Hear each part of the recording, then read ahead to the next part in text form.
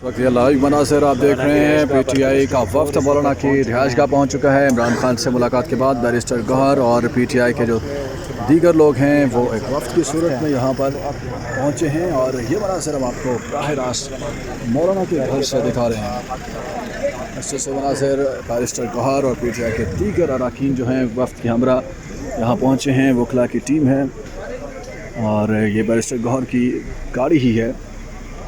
PTI की जो leadership है वो इस वक्त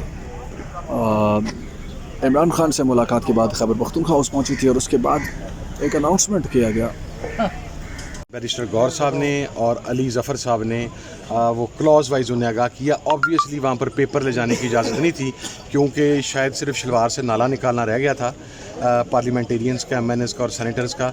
बाकी जिस तरीके से हम अंदर गए हैं इंशाल्लाह वो सर एक चीज़ आप कह रहे हैं कि मंडे को दोबारा मुलाकात होगी, फिर कुछ चीज़ें क्लियर होंगी, तो मंडे तक इंतज़ार करेगी गवर्नमेंट आपके ख्याल में? आज तो वो टेबल करने जा रहे हैं। करें सर, हमारा क्या जाता है, हमारा मौक़िफ़ तो क्लियर है सर। वैसे भी हम हुकूमत के किसी मुसद्दे पर बात नहीं कर रहे, हम सिर्फ मौलाना फजलुर रहमान साहब के साथ उनके मुसद्दे पर बात कर रहे हैं और हमारे पास खान साहब का अब मैंडेट भी सिर्फ मौलाना फजलुर रहमान साहब के मुसद्दे पर बात का है। बिलावल की कोशिश आपके बंदे वोट बिलावल की कोशिशों को क्या कहते हैं? वो तो क्या कि क्या मैंने बड़ी कोशिश की, अब अगर कुछ हुआ तो हम तो बता दें। सर वो जुल्फ़िकार अली भुट्टो साहब के नवासे हैं, बीबी शहीद के बेटे हैं।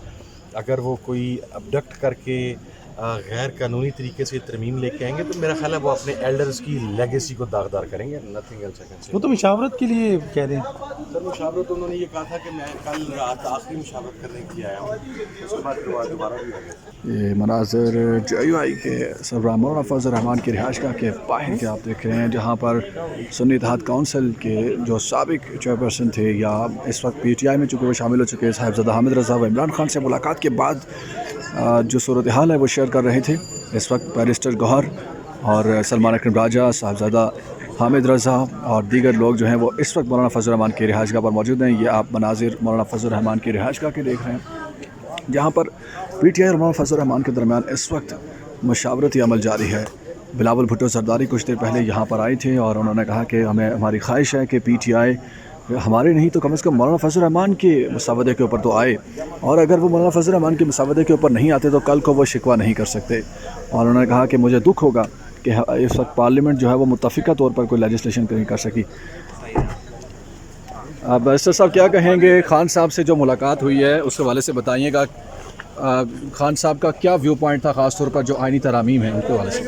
खान साहब ने यही कहा कि अभी मुझे वक्त की ज़रूरत है मज़ीद मुशावरत से, क्योंकि उनके पास ना टीवी थी ना उनके पास न्यूज़पेपर थे। उन्होंने बड़े वाज़े तौर पे ये कहा कि मुझे मज़ीद लोग चाहिए मुशावरत के लिए, मैं फिर फैसला करूँगा।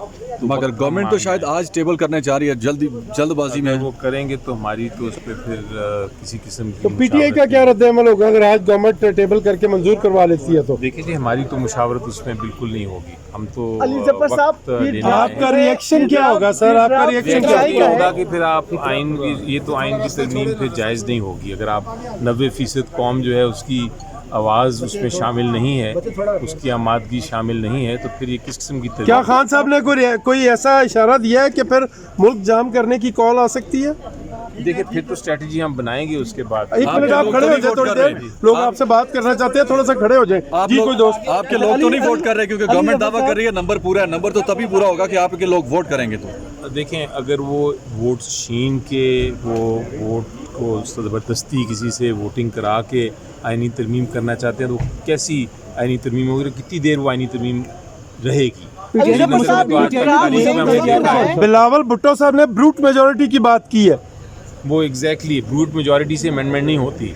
अमेंडमेंट्स जो हैं वो बाकायदा समझौते से, कंसेंसस से एक ब्रॉडर पिक्चर पेश करके होती है। ये ब्रूट फोर्स वाली अमेंडमेंट तो कभी भी कामयाब नहीं। मार्शल वो लाया था, जनरल ज़िया लाया था 58(2)B, उसे देखा कितना नुकसान हुआ, वो ब्रूट फोर्स से थी। अली ज़फ़र साहब एक बात बताइएगा, क्या आपने बानी PTI को ये नहीं बताया था कि आइनी तरमीम जो है उसमें वक्त नहीं है, हुकूमत इजलास पे इजलास बुला रही है, ये आगाह किया था आपने? जी उनको बिल्कुल सारा बताया था, उनको पहले नहीं पता था, लेकिन उन्होंने कहा कि मैं किसी प्रेशर में आके मैंने फैसले नहीं करने।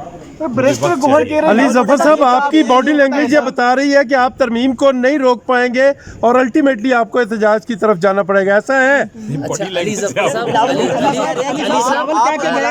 साहब एक सवाल ये है, अली जफर साहब एक सवाल ले लें। अली साहब मैं एक सवाल सिर्फ कि JUI के मुसवदे के ऊपर हम भी मुत्तफिक हैं, तो PTI जो है वो भी JUI के मुसवदे पे मुत्तफिक हो जाए तो रास्ता निकल सकता है। अब गेंद PTI के कोर्ट में ये बिलावल साहब पेशकश करके गए। इमरान खान साहब ने रास्ता रोका नहीं है, उन्होंने कहा है कि मैं मुशावरत करूंगा बाकी लोगों से और सोच के बात करूंगा, तो इसलिए हमने रास्ता नहीं रोका।